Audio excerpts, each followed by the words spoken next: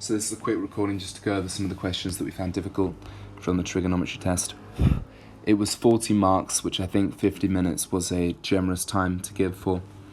The main problem with this test was that we missed out there's multiple solutions for each one, and that because there's multiple solutions, because for instance if you have a line, it's crossing at multiple points, you're going to have multiple x solutions if that's your x-axis. We're dropping half the marks on some of these questions, which is not good, or not what we need to be aiming at. So in this first question here, we're looking for a value for x such that cos of x over 2 plus pi over 3 equals 1 over square root 2. As with any of these questions, I'm going to draw out these triangles as the start when I see trig questions, and so that's 1, 2, square root 3, and then we know that 1 is pi over 3, pi over 6, 90. And the other triangle we need to know, if we're trying to do these without calculator, is this one, 1 square root 2 by Pythagoras, and both angles here are pi over 4. So if we know that cos of x over 2 plus x over 3 equals 1 over square root 2, then we also know that x over 2 plus, pi over 3, equals cos inverse of 1 over square root 2. We look at our triangle here, hypotenuse, of course, hype, and the opposite, and so therefore that gives us a value of pi over 4. This is the trick now. We've got to think about our cos graph. So our cos graph here looks something like that. And so we know that 1 over square root 2 is going to be about here, if we're looking at a graph of cos. And so we've got to think about where that crosses. 1 over square root 2, our line of cos of x. And so it's going to cross here at pi over 4. What's the value of this one going to be? Well, if the distance of that there is pi over 4, and we know that this point here is 2 pi, this one is going to be 2 pi minus pi over 4, because the distance here is also pi over 4. And so therefore we know that 2 pi minus pi over 4 is going to get us to 7 pi over 4. So the second solution here is 7 pi over 4. Nobody got that one, so it's worth noting, and therefore x over 2 equals pi over 4 minus pi over 3, and 7 pi over 4 minus pi over 3. We just need to find our least positive integer, positive value. That was something that people missed. And so therefore it doesn't really matter about putting more solutions down. We'll just leave it at 2 for now. And so therefore we get x over 2 equals pi over 6, negative pi over 6. However, that there is of course not positive, so we cross that out. And the other value we get here is 7 pi over 4 minus that, so that's 21 minus 4, 17 pi over 4, 12, and so therefore x equals 17 pi over 6. Final answer, 17 pi over 6. Next question here, we've got a function and we want to find the values for x for which the function is greater than 2 square root 2 plus 1. So we're going to set it equal to each other, find the critical values, and then find which values here suit this greater than that. So what we're basically trying to imagine here, if that works, is that we've got a graph for cos, or some f of x, going like that, and we've got a 2 square root 2 plus 1, which is going to cross at multiple points. Let's put these points like this, and so we need to think about the areas that are greater than that line. Actually, let's put the line in orange. We need to find the points that are greater than that line in orange, and so there'll be this bit here, and this bit here. But we're looking within our limits here, so up until the point 6 pi. So let me get rid of all of this now. Pause the video if you like. And so therefore, looking at this, we want to find the critical values so that we can find for which points is greater than.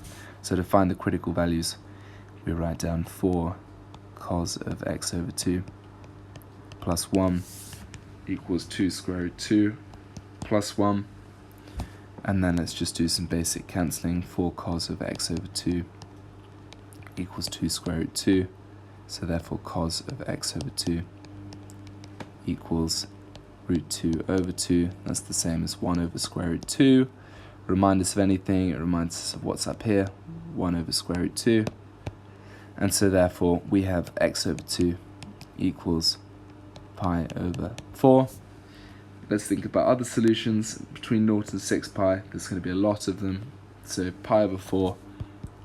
The other one we found earlier was 7 pi over 4. Let's think if we can find any others. We're looking at a curve like this for a cos of x. And so cos of x equal to 1 over square root 2. So cos of x is going to be like this. And we only really need to go up to 3 pi. The reason we only need to go up to 3 pi here is because we're going to be multiplying by 2 to find a value for x. And because x is between 0 and 6 pi, 2 times 3 pi equals 6 pi. So we only need to think about our graph up to 3 pi in the intersections. So 3 pi is going to be about there. And our graph is going to cross once here, pi over 4. Twice here, 7 pi over 4. These just need to be rough sketches, it doesn't really matter. And then this point here, if last time we were thinking if this here is 2 pi, and the distance here is pi over 4, the distance here will also be pi over 4.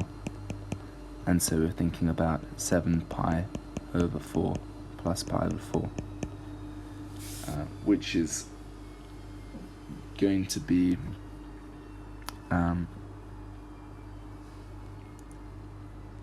8 pi over 4, sorry, 2 pi plus pi over 4, which is going to be 9 pi over 4. And so we get our values for x equal to pi over 2, 7 pi over 2, 9 pi over 2.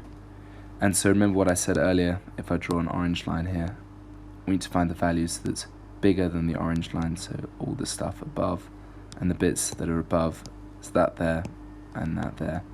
And so our inequality here becomes x less than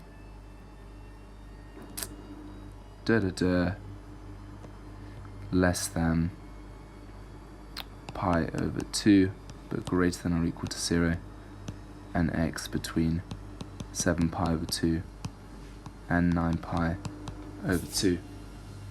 So that there is your final answer, and that's what got you most of the marks really, is figuring that out. So let's scroll down further. Okay, given that sine of x equals 1 over 3, find the value of cos of 4x. This is using identities. So if cos of 4x can be split into cos of 2x, plus 2x, we can use the identity that we know. And the identity that we know that's given in your formula booklet is that cos of a plus b, no, I think you're just given cos of 2a. Cos of 2a equals cos squared a minus sine squared a. Let me write that neater, cos.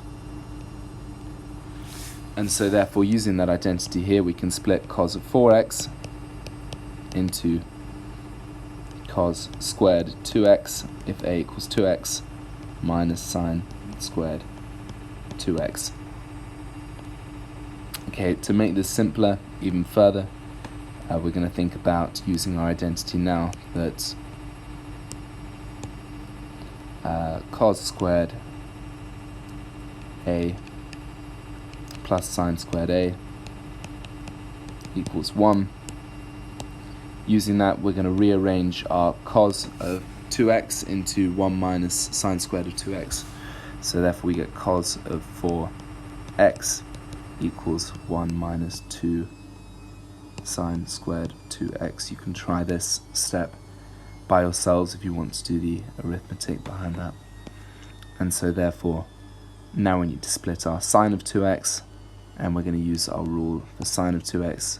So sine of 2a would be 2 sine of a cos of a. So 2 sine of a cos of a would get us to cos of 4x equal to 1 minus 2 sine of x cos of x. And now we're going to use our rule up here to rewrite cos of x times sine of x, because we know what sine of x is. So therefore cos of 4x equals 1 minus 2 sine x square root of 1 minus sine squared x. Rearranging that, you could try that as well. And so therefore you just plug in 1 over 3 here. So this would be 1 minus 2 lots of, I need more space really, 1 minus 2 lots of 1 over 3 square root 1 minus 1 over 3 squared. And that gives you an answer of, this is going to be, sorry, this is still squared. Is it still squared? Oh yes, because of the whole inequality here is going to be squared. So that's where I went wrong. This is all going to be squared. And so therefore we're going to have 4 here. And then this is going to be squared. And because we're squaring the square root bracket as well, we've got it like that. It's because all of sine of x is squared. So the whole rule here is therefore squared. If you can imagine that we've got this here all squared. And so therefore we get this bit here all squared. And so once we plug in 1 over 3 here, like I'm doing down here, we get that equals 4 times this here would get you to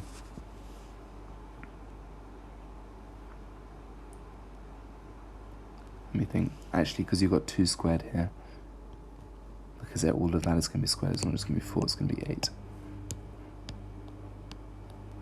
So 8 over 9 on the outside of 1 minus 1 over 9, so that's 8 over 9 squared, which is 64 over 81. 1 minus 64 over 81 is 17 over 81. Okay, next question here, rewriting this in the form of that, so all we have to do is rewrite our cos of x as 1 minus sine squared of x plus 5 sine x equals 4, and then you just rearrange that around. Hence solve the equation, we're going to use the bit above here, so we're going to use that this all equals 2 sine squared x minus 5 sine x plus 2 equals 0. That actually doesn't get you any marks, just writing that down. It would be quite generous if they did. But the idea here is that now if we think about this here as a y, and that there is a y, we'd actually get an equation in the form 2y squared minus 5y plus 2 equals 0. And then this is just basic factorizing, so the only thing that can go in here is 2 and 1, but we need to get to minus 5, so minus 1 minus 2. So therefore y equals 1 over 2 and 2, and y here, remember, is sine of x. However, we do know that sine of x never goes above 1, and so therefore sine of x can only be a half. So let's think about our graph here. Sine of x equal to a half. What's our limits? 0 to 2 pi. So sine of x like that.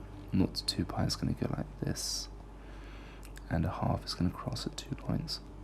That's a half. So let's think about our 2 triangles up the top here. If I copy these down, copy,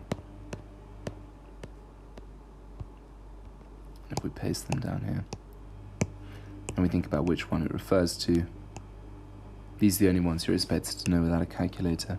So a half, we've got our 2, we've got our 1, so let's think about what those refer to.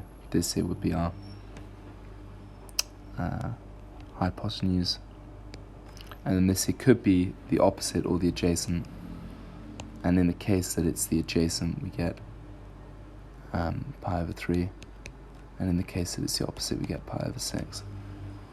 And so those are our two solutions there. Sine of x equals pi over 3, and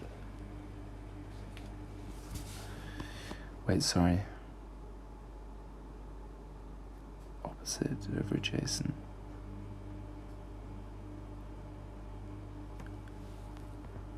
Opposite over adjacent. So we know that therefore x equals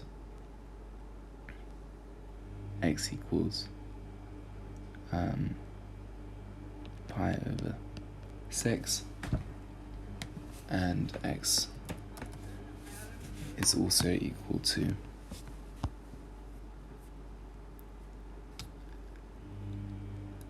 x is also equal to 5 pi over 6.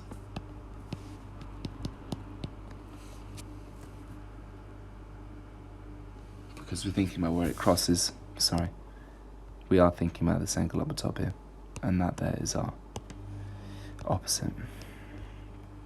And so therefore, if this here is a distance of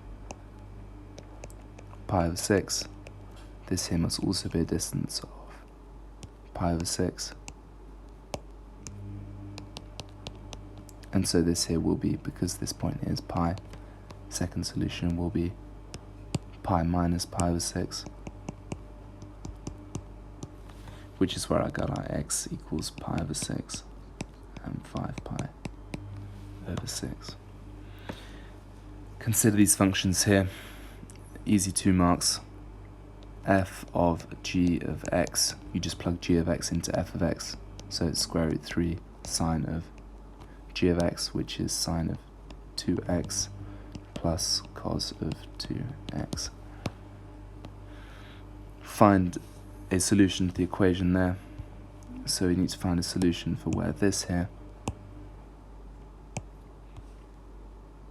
equals 2 cos of 2x.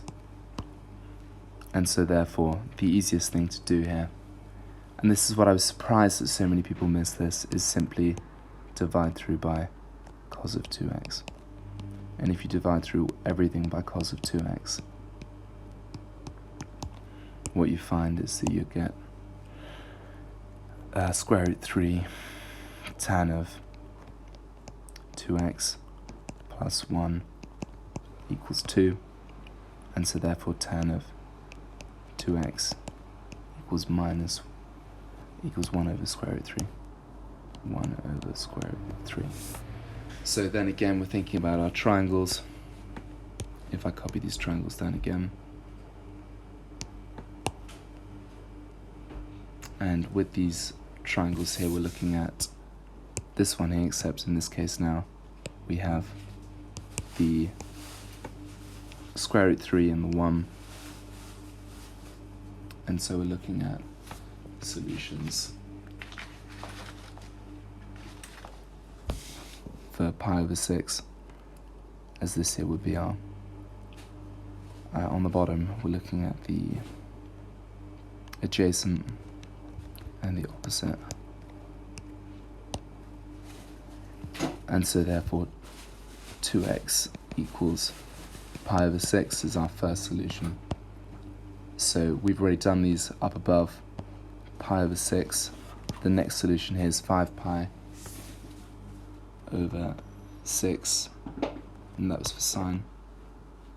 I think we've done cos of x before, yeah. 7 pi over 6, and so therefore if that solution there is 7 pi over 6,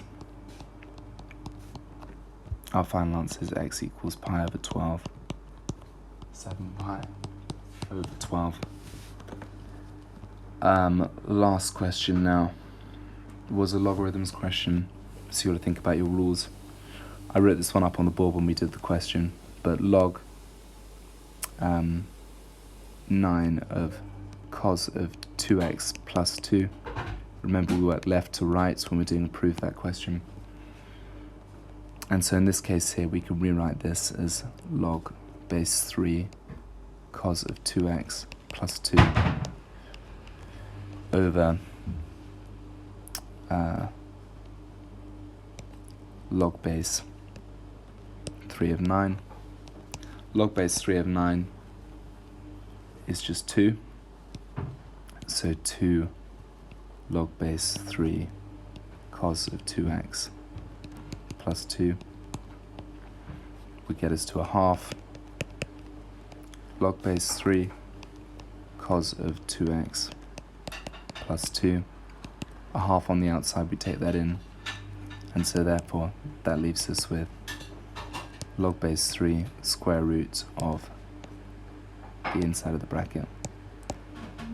Because of course, to the power of a half is just a square root.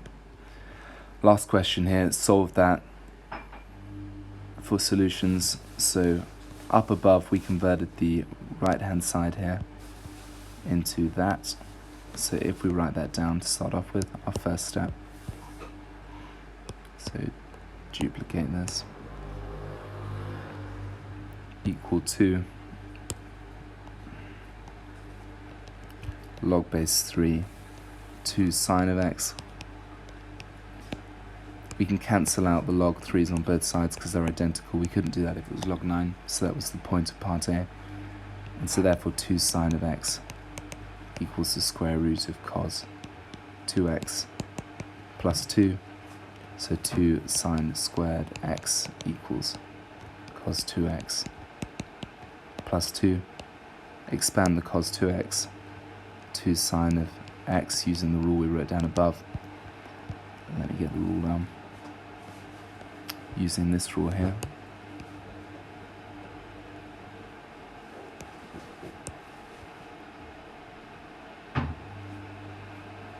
And so if we expand that there,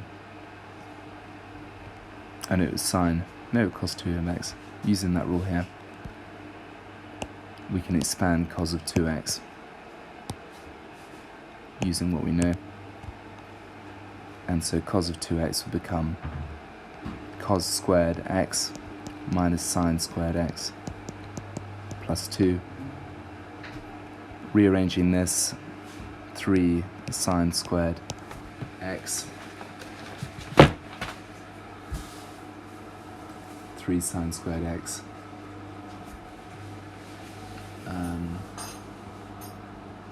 is that the question? Oh, squaring both sides, we get 4 here. 4 sine squared x equals that lot. So adding that there, 5 sine squared x equals cos of x plus 2.